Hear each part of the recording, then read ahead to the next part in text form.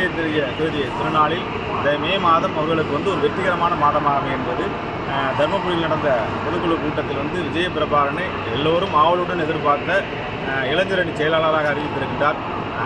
அதாவது இந்த அட்சயம் என்றால் வளர்ச்சி, அட்சய திருதி என்றால் வளர்ந்து கொண்டே போகக்கூடிய ஒரு விஷயம். இன்னொரு 50 ஆண்டுகால அரசியலில் விஜய பிரபாகரன் நிலைத்திருக்க வேண்டும், கேப்டனுடைய கனவுகள் நிலைத்திருக்க வேண்டும் என்று நாம் இந்த யூரோப் பயணத்திலிருந்து அவர்களை ஆசீர்வதிக்கின்ற அட்சய திருதி என்பது பல வரலாற்று நிகழ்வு நடந்த ஒரு விஷயம். கங்கை நீர் பூமிக்கு வந்த நாள், குபேரன் பணத்தை மீட்டெடுத்த நாள், உலகத்தில் பல அதிசயங்கள் இருந்த நாள், பரசுராமர் பிறந்த நாள். இப்படி அற்புதமான இந்த திருநாளில் விஜய பிரபாகரன் தேசிய முற்போக்கு கழகத்தின் இளைஞரணி செயலராக அறிவிக்கப்பட்டிருக்கிறார். இதுதான் எல்லோருடைய மூச்சு காற்று, எல்லோருடைய சுவாச காற்று, எல்லோருடைய கனவு, எல்லோருடைய ஆவல். அதாவது தேமுதிக அப்படிங்கிற மாதிரி இல்லை, உலகமெல்லாம் பறந்து விரிந்திருக்கும் தமிழர்களுடைய மாபெரும் ஆசை. அந்த ஆசை இன்று நிறைவேறுகின்றது. அது இன்று அறிவிக்கப்பட்டிருக்கின்றது. நாங்கள் இது ரொம்ப நீண்ட காலமாகவே இது அறிவிக்க வேண்டும் என்பதை சொல்லிக் கொண்டிருந்தோம். அந்த செயல் இன்று நடந்திருக்கின்றது நண்பர்களே.